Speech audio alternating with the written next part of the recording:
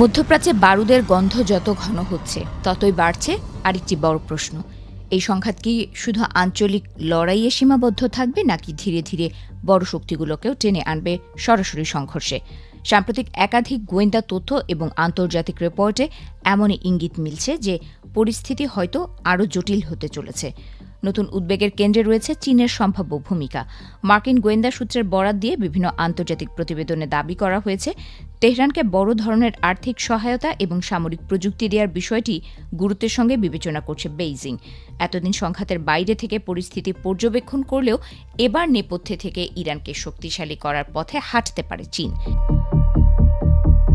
প্রতিবেদন অনুযায়ী সম্ভাব্য এই সহায়তার মধ্যে শুধু অর্থ নয়, বরং মিসাইল ও ড্রোন তৈরিতে ব্যবহৃত উন্নত সেন্সর এবং গুরুত্বপূর্ণ যন্ত্রাংশও থাকতে পারে। এসব প্রযুক্তি ব্যবহার করা হলে ইরানের সামরিক সক্ষমতা উল্লেখযোগ্যভাবে বাড়তে পারে বলে মনে করছেন বিশ্লেষকরা। গত কয়েক দিনে মার্কিন ঘাঁটিতে ইরানের ড্রোন হামলার ঘটনায় উত্তেজনা আরও বেড়েছে। এক হামলায় 6 মার্কিন সেনার মৃত্যুর খবর সামনে আসার পর বিষয়টি নিয়ে পেন্টাগনের উদ্বেগ স্পষ্ট হয়েছে। ওয়াশিংটনের আশঙ্কা, ইরান যদি আরও উন্নত প্রযুক্তি পায় তাহলে মধ্যপ্রাচ্যে মার্কিন উপস্থিতির বড় ধরনের ঝুঁকির মুখে পড়তে পারে। তবে চীন সরাসরি যুদ্ধে জড়িয়ে পড়তে চাইবে কিনা তা নিয়েও প্রশ্ন রয়েছে। আন্তর্জাতিক বিশ্লেষকদের মতে বেইজিং আপাতত খুব হিসেব করে পদক্ষেপ নিচ্ছে, কারণ একদিকে ইরানের তেলের বড় ক্রেতা চীন, অন্যদিকে এই সংঘাতে সরাসরি জড়িয়ে পড়লে তাদের জ্বালানি সরবরাহ এবং বৈশ্বিক বাণিজ্য দুটোই বিপদের মুখে পড়তে পারে। ফলে চীনের নীতিতে এখন এক ধরনের সতর্কতা দেখা যাচ্ছে।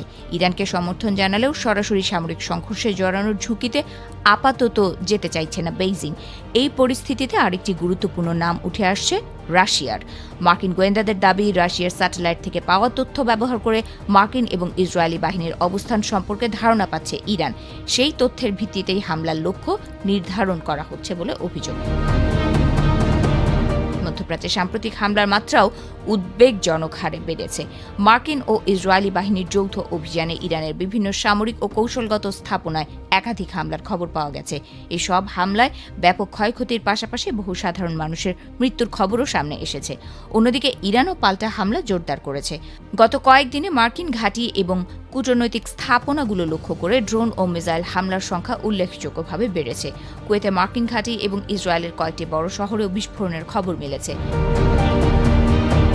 এই সংঘাতের আরেকটি বড় দিক হল হরমুজ প্রণালী। বিশ্বের তেল পরিবহনের অন্যতম গুরুত্বপূর্ণ এই সমুদ্রপথ ঘিরে এখন তীব্র উত্তেজনা তৈরি হয়েছে। যুদ্ধের কারণে যদি এই পথ দিয়ে জাহাজ চলাচল বন্ধ হয়ে যায় তাহলে বৈশ্বিক জ্বালানি বাজারে বড় ধাক্কা লাগতে পারে।